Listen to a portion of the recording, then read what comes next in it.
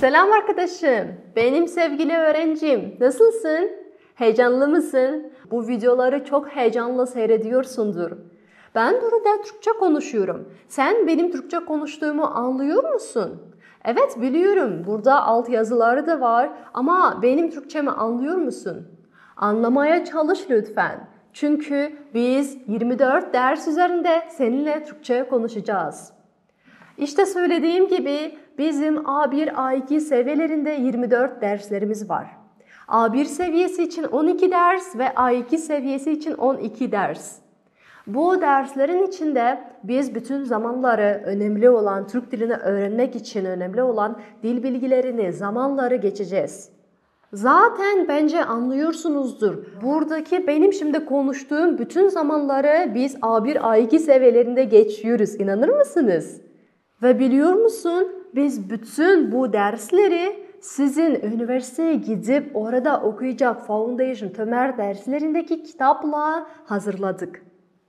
Yani gerçekten sen şimdi mi okuyacaksın Türk dilini ya da Türkiye'ye gidip bir yılını kaybedeceksin ve orada Türk dilini öğreneceksin mi? Kendin bakacaksın. Ama sen bu kursu satın aldıysan o zaman tebrik ederim. Sen güzel bir şey yaptın. Sen kendi vaktini önemsiyorsun demek ki. Sana daha önemli bir şey söylemek istiyorum, anlatmak istiyorum. Evet, sen şimdi bu dersleri satın alıyorsun, biliyorum. Ama nasıl o dersleri okuman gerekiyor, nasıl çalışman gerekiyor?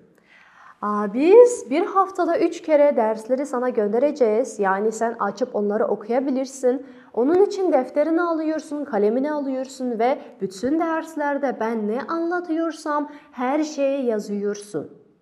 Ve sonra biz sana söylediğim o kitaplar var ya üniversitede okuyacaksınız diye. O kitapları göndereceğiz. O kitapların içinden bizim geçtiğimiz konuyu buluyorsun. Yani orada ilk sayfalarında dil bilgisi diye bir şey var. Onun içinden konumuzu buluyorsun ve o konuyla kendin daha başka ödevleri bulup onların üzerinde çalışıyorsun.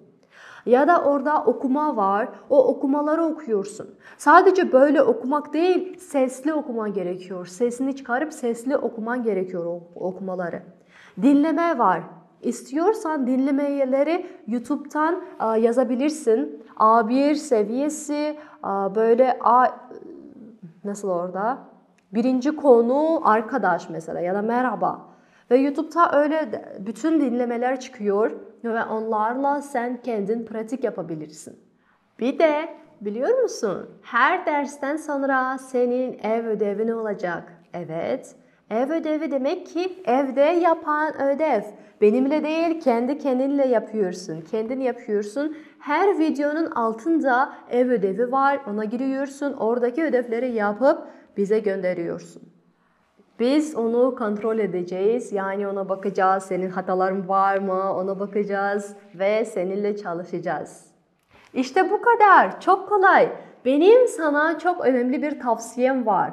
Biliyor musun? Eğer her gün bir gün içerisinde 20 ya da 30 dakikayı Türk dilini okumak için ayıracaksan o zaman sen gerçekten hayallerine, amaçlarına daha da yaklaşabilirsin.